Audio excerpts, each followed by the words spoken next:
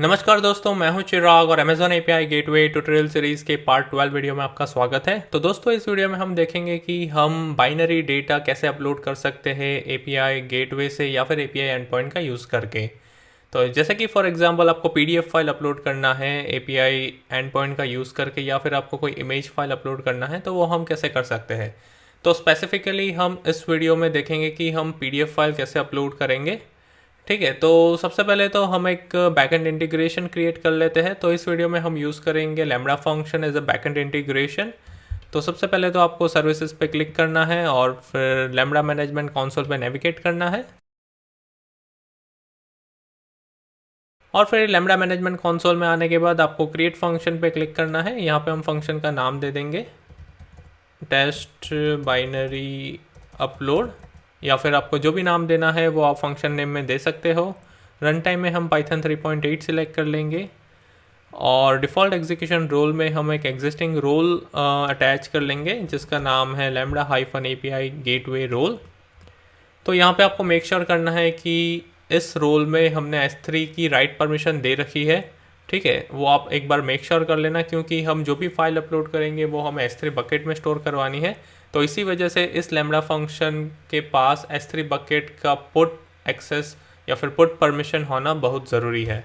तो अगर हम यहाँ पे कॉन्फ़िगरेशन में देख ले और परमिशन में देख ले तो इस रोल के पास अमेजॉन S3 का एक्सेस है। ठीक है, तो यहाँ पे हमारे पास गेट ऑब्जेक्ट और पुट ऑब्जेक्ट का परमिशन है। तो आप मेक श्योर कर लीजिए आपके पास या फिर आपके लैम्ब्डा फंक्शन में जो भी रोल अटैच्ड है उसके अंदर आपने पुट ऑब्जेक्ट का परमिशन दे रखा हो। ठीक है, तो यहाँ पे हम कोड में आ जाता है। तो दोस्तों, ये हमारा लैम्ब्डा फंक्शन हो गया। अब इस लैम्ब्डा फंक्शन में हमें कुछ लाइन ऑफ कोड लिखना पड़ेगा, क्योंकि हमें यहाँ पे ये कॉन्फ़िगर करना है कि जो भी बाइनरी डेटा आ रहा है या फिर जो भी पीडीएफ फाइल का डेटा आ रहा है वो हमें S3 बकेट में अपलोड करना है। ठीक है, तो ये हम कुछ स्टेप्स करने के बाद करेंगे। तो यहाँ पे हमारा लैम्ब्डा फंक्शन क्रिएट हो गया। अब हम एपीआई गेटवे में चले जाते हैं। तो यहाँ पे मैं ये ट्यूटोरियल एपीआई यूज़ करूँगा। तो यहाँ पे हम एक नया रिसोर्स क्रिएट करेंगे। तो रिसोर्स क्रिएट करने के लिए आपको लेफ्ट पैनल में रिसोर्सेज पे क्लिक करना है। उसके बाद आपको यहाँ पे रूट रिसोर्स सिलेक्ट करना है और फिर एक्शंस पे क्लिक करके आपको क्रिएट रिसोर्स पे क्लिक करना है। यहाँ पे हम रिसोर्स नेम देंगे। तो मैं यहाँ पे अपलोड दे दूँगा। आप जो भी रिसोर्स नेम देना चाहे आप दे सकते हो। उसके बाद आपको क्रिएट रिसोर्स पे क्लिक करना है और ये हमारा स्लैश अपलोड करके रिसोर्स बन चुका है। अब हमें उस रिसोर्स को सिलेक्ट करना है, फिर एक्शंस पे क्लिक करके हम उसके अंदर एक पोस्ट मेथड क्रिएट करेंगे और यहाँ पे आपको ड्रॉप डाउन से पोस्ट सिलेक्ट करना है और फिर स्टिक मार्क पे आपको क्लिक कर देना है।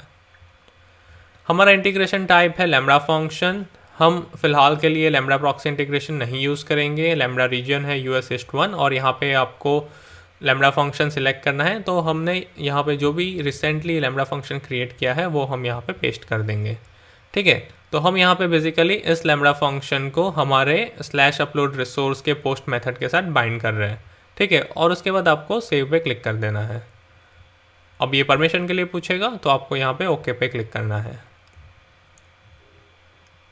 अब जैसा कि हम यहाँ पे लैम्ब्डा प्रॉक्सी इंटीग्रेशन यूज़ नहीं कर रहे तो हमें मैपिंग टेम्पलेट डिफाइन करना पड़ेगा। तो उसके लिए हम चले जाएंगे इंटीग्रेशन रिक्वेस्ट में और यहाँ पे आपको लास्ट में मैपिंग टेम्पलेट्स दिख जाएगा और फिर यहाँ पे हम सेकंड ऑप्शन सिलेक्ट करेंगे when there are no templates defined.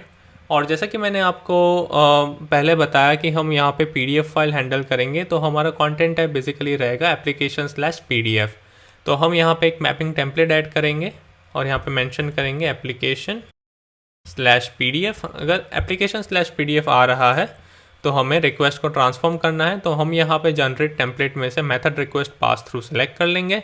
अब जैसे कि हमारे पास बाइनरी डेटा आएगा तो हम यहाँ पे थोड़ा सा मॉडिफिकेशन करेंगे। इस बॉडी हाइफन जेसन को हटा के सिर्फ बॉडी रख देंगे।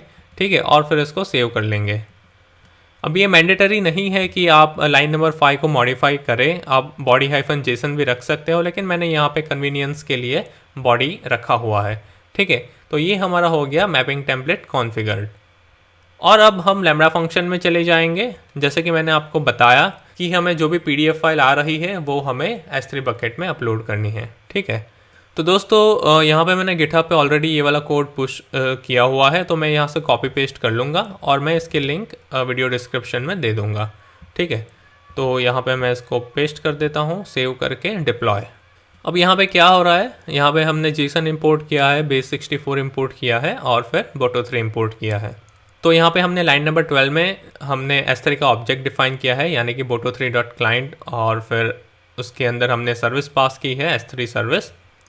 ठीक है, उसके बाद हमने लाइन नंबर 15 पे इवेंट से डेटा फैच किया है। तो यहाँ पे हमने डिफाइन किया है इवेंट ऑफ कंटेंट, लेकिन हमें जो पेलोड मिलेगा वो इवेंट ऑफ बॉडी में मिलेगा। क्यों? क्योंकि हमने यहाँ पे मैपिंग टेम्पलेट में क्या डिफाइन किया है, लाइन नंबर 5 पे हमें बॉडी में जो भी पेलोड आएगा वो मिलेगा। अगर यहाँ पे मैंने डिफाइन किया होता बॉडी हाइफन जेसन, तो यहाँ पे लाइन नंबर 15 पे मुझे डिफाइन करना पड़ता बॉडी हाइफन जेसन। ठीक है, लेकिन वहाँ पे बॉडी है, इसलिए मैंने यहाँ पे बॉडी डिफाइन किया है। उसके बाद हमारे पास जो भी डेटा आ रहा है वो हम उसको डिकोड कर रहे हैं base64 का यूज़ करके, वो हम कर रहे हैं लाइन नंबर 18 पे। ठीक है, और फाइनली डेटा डिकोड होने के बाद लाइन नंबर 21 पे हम उसको अपलोड कर रहे हैं। तो यहाँ पे हमें बकेट नेम डिफाइन करना पड़ेगा। तो मैं क्विकली यहाँ पे बकेट नेम डाल देता हूँ। तो मैं यहाँ पे ये वाला बकेट नेम डाल दूँगा, upload hyphen API hyphen tutorial. तो जो भी फाइल आएगी तो मुझे उस बकेट में अपलोड करना है। ठीक है, और फाइल का नाम क्या रहना चाहिए वो आप डिसाइड कर सकते हो। मैं यहाँ पे दे दूँगा upload underscore file dot PDF। ठीक है, तो यहाँ पे हम बेसिकली फ़ाइल का नाम स्टैटिकली डिफाइन कर रहे हैं, लेकिन आप UUID का यूज़ करके फ़ाइल का नाम डायनामिकली जनरेट करवा सकते हो। ठीक है, तो एक बार ये कॉन्फ़िगरेशन होने के बाद इसको आपको डिप्लॉय कर देना है। तो आप डिप्लॉय पे क्लिक कर दीजिए, और फिर हमने API एंड पॉइंट या फिर API गेटवे में चेंजेस किए हैं, तो इसे हमें मैन्युअली डिप्लॉय करना पड़ेगा। तो आपको एक्शंस पे क्लिक करना है और फिर डिप्लॉय API पे क्लिक करना है। यहाँ पे मैं एक नया स्टेज क्रिएट कर लेता हूँ वर्जन 1, और फिर आपको डिप्लॉय कर देना है। तो ये हमारा डिप्लॉयमेंट हो गया है। अब हम इसको इन्वोक करने की कोशिश करेंगे। तो ये हमारा इन्वोकेशन URL है, उसे आपको कॉपी करना है और फिर पोस्टमैन ओपन करके यहाँ पे हम पेस्ट करेंगे। और फिर हमारा जो रिसोर्स नेम था वो था अपलोड, तो हम यहाँ पे अपलोड डिफाइन कर देंगे। हमारा मेथड था पोस्ट। हम हेडर्स में पास करेंगे कंटेंट टाइप application/PDF, क्योंकि हम यहाँ पे PDF फाइल अपलोड करेंगे एज अ बाइनरी डेटा। और हेडर्स डिफाइन करने के बाद आपको बॉडी में जाना है और फिर यहाँ पे बाइनरी पे क्लिक करना है और यहाँ से आप सिलेक्ट फाइल कर पाओगे। तो यहाँ पे मैं एक रैंडमली एक acknowledgement.pdf अपलोड कर रहा हूँ, तो मैं ये सिलेक्ट करके इसको ओपन कर लूँगा और फिर इसको सेंड पे क्लिक कर देंगे। तो अगर सब कुछ सही रहा तो ये फाइल अपलोड हो जाएगा, लेकिन आप देख सकते हो कि इसने एरर मैसेज थ्रो किया है कि string argument should contain only ASCII characters, यानी कि हम जो भी बाइनरी डेटा पास कर रहे हैं वो बेसिकली वो API नहीं समझ पा रहा है। तो इसके लिए हमें क्या करना पड़ेगा, हमें API एंड पॉइंट या फिर API गेटवे को बोलना पड़ेगा कि अगर हेडर्स के अंदर कंटेंट टाइप application/PDF आ रहा है तो उसके कंटेंट को वो एज अ बाइनरी ट्रीट करे। ठीक है, तो ये API को बताने के लिए आपको API गेटवे या फिर आपका API एंड पॉइंट ओपन करना पड़ेगा और फिर उसके अंदर आपको सेटिंग्स पे क्लिक करना है और फिर आप स्क्रॉल डाउन कीजिए। तो यहाँ पे आप देख सकते हो कि यहाँ पे बाइनरी मीडिया टाइप डिफाइन किया हुआ है। तो ये हम कब कॉन्फ़िगर करेंगे, जब हमें कोई भी कंटेंट टाइप या फिर एक्सेप्ट HTTP हेडर को एज अ बाइनरी ट्रीट करवाना हो। तो अभी फ़िलहाल के लिए हमें क्या करना है, हम यहाँ पे ऐड बाइनरी मीडिया टाइप पे क्लिक करेंगे और फिर हम इस API एंड पॉइंट या फिर API गेटवे को बोलेंगे कि अगर हेडर के अंदर कंटेंट टाइप application/PDF आ रहा है तो वो उसे एज अ बाइनरी ट्रीट करे। ठीक है, और फिर यहाँ पे हम सेव चेंजेस पे क्लिक कर देंगे और फिर से इसको एक बार रीडिप्लॉय कर देंगे, डिप्लॉय API वर्जन 1 से डिप्लॉय। ठीक है, अब हम इसको वापस से इन्वोक करने की कोशिश करेंगे। तो यहाँ पे मैंने जानबूझ के पहले ये सेटिंग आपको नहीं दिखाया था ताकि आपको एरर मैसेज का अंदाज़ा हो जाए और फिर एरर मैसेज देखने के बाद हम इसको कैसे रिजॉल्व करते हैं वो भी आप देख पाओ। ठीक है, तो अब हम इसे रीइन्वोक करेंगे। तो हम सेंड पे क्लिक करेंगे। तो जैसे कि आप देख सकते हो उसने स्टेटस कोड रिटर्न किया 200 और ये सक्सेस कोड है, यानी कि हमारी फाइल सक्सेसफुली अपलोड हो चुकी है। तो अब हम क्या करेंगे, हम अपलोड API ट्यूटोरियल बकेट में जाएंगे और मैं इसको रीलोड कर लूँगा और फिर मैं इसको लास्ट मॉडिफाइड डेट से सॉर्ट कर लूँगा। तो यहाँ पे आप देख सकते हो upload underscore file dot PDF upload हो चुकी है। ठीक है, हम इसे डाउनलोड भी कर सकते हैं फॉर अ रेफरेंस पर्पस, और मैं इसे आपको ओपन करके दिखा देता हूँ। तो ये बेसिकली acknowledgement.pdf है जो भी हमने अपलोड की है, ठीक है। तो दोस्तों इसी तरह से आप कोई भी बाइनरी फाइल को अपलोड कर सकते हो, ठीक है। तो दोस्तों इसी तरह से अगर आपको इमेज फाइल पास करना है तो आप उसका अप्रोप्रिएट हेडर यहाँ पे पास करोगे, ठीक है। और फिर आपको क्या करना है, आपको यहाँ पे आना है सेटिंग्स में और वो वाला हेडर आपको यहाँ पे ऐड बाइनरी मीडिया टाइप करके यहाँ पे ऐड कर देना है, ठीक है। ताकि API एंड पॉइंट या फिर API गेटवे को पता चले कि अगर कंटेंट टाइप में application/pdf है तो उस कंटेंट को हमें एज अ बाइनरी ट्रीट करना है, ठीक है। अगर हम उसको नहीं बताएंगे कि इस टाइप के हेडर को एज अ बाइनरी ट्रीट करना है तो वो बेसिकली एरर थ्रो करेगा, जैसे कि हमने अभी देखा, ठीक है। तो दोस्तों इसी तरह से आप बाइनरी डेटा या फिर कोई भी फाइल अपलोड कर सकते हो।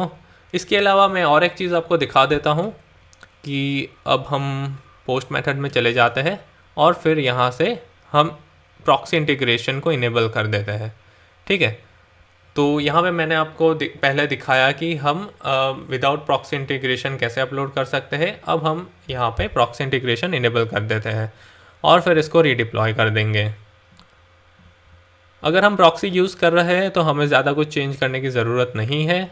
यहाँ पे भी हमें कोई भी चेंज करने की ज़रूरत नहीं है, ठीक है। तो यहाँ पे हमें पेलोड जो है वो बॉडी में ही मिल जाएगा और यहाँ पे आप टाइम देख सकते हो 1928 को ये फाइल अपलोड हुई थी। अब हम इसको वापस से रीइन्वोक करते हैं। तो जैसे कि आप देख सकते हो उसने स्टेटस को 200 रिटर्न किया, यानी कि फ़ाइल सक्सेसफुली अपलोड हो चुकी है। और फिर हम अगर S3 बकेट में जाके देखें, इसको रिलोड करते हैं तो यहाँ पे आप देखोगे कि टाइम स्टैम्प अपडेट हो गया है, यानी कि ये नई वाली फाइल अपलोड हुई है, ठीक है। और इसका साइज़ है 1 MB। तो दोस्तों इसी तरह से आप कोई भी बाइनरी डेटा या फिर कोई भी फाइल अपलोड कर सकते हो विथ और विदाउट प्रॉक्सी इंटीग्रेशन। तो दोस्तों फिलहाल के लिए इस वीडियो में इतना ही। तो दोस्तों अगर आपने सब्सक्राइब नहीं किया है तो प्लीज़ सब्सक्राइब कर दीजिएगा और लाइक और शेयर करना भी मत भूलिएगा।